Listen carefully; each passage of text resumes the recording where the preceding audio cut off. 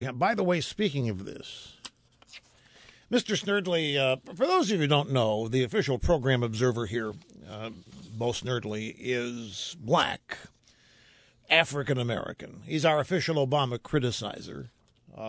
What is it that you say? You're right, certified slave blood, certified to criticize, right? And the slave blood is certified to criticize. So I just want to ask if you've heard of a term. Have you heard of the black tax in the NFL? I hadn't either until just now. Well, I'm going to tell you what it is. I'm reading a story here from USA Today by Jarrett Bell. Here we go again. 2 years ago, Cam Newton was slammed by somebody for having a fake smile and setting a bad example while carrying a sense of entitlement. I'm sorry, I forgot that this is really weird here. When a Pro Football Weekly scouting report on West Virginia quarterback Geno Smith surfaced recently, containing damning proclamations by analyst Nolan Noraki about the habits of the top-rated passer in the NFL draft, it made me shake my head. Here we go again. 2 years ago, Cam Newton was slammed by the same guy for having a fake smile and setting a bad example while carrying a sense of entitlement. Last year, Milwaukee Journal-Sentinel report, Robert Griffin III knocked by unnamed scouts for how he deals with people. Same RG3 who'd been up. The black tax is a black quarterback who doesn't get drafted in the first round. He gets drafted in the second round, meaning that there's so much discrimination in the NFL. They're not going to take a black quarterback in the first round and not going to pay him first-round money. It's in the USA Today. I'm looking at it right here.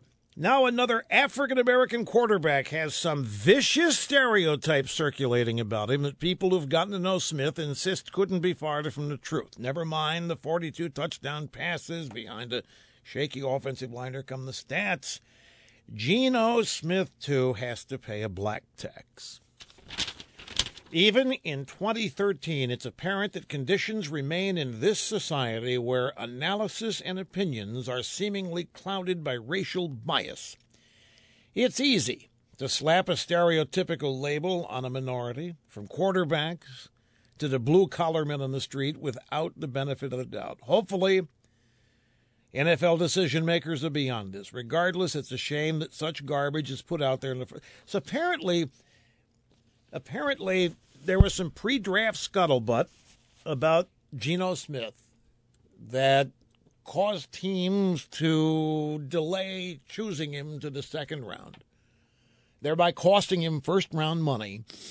And because he's African-American, there's a racism, discrimination, and thus the black tax. I know. RG3, first round, I know. Cam Newton, but you see, that's I don't get this guy's point by pointing those two guys out. Other than they both had somewhat negative comments stated about them prior to the draft. Warren Sapp, the same thing happened to Warren Sapp. Warren Sapp was now going into the Hall of Fame this year. He was a defensive tackle for the Tampa Bay Bucks. Came out of University of Miami, and prior to the draft, the word leaked that he liked his doobies, and it cost him some draft status. It turned out to be totally untrue. Turned out to be totally made up. Now, people attach racism to this, but they forget the capitalist nature of competition. And the thing is that just because a player's black doesn't mean he's going to be immune from the same type of psychological ploys that scouts and everybody play on other teams to try to affect who gets drafted when. Anyway, we're never going to get past this as long as the assumption. Well, I better be careful here.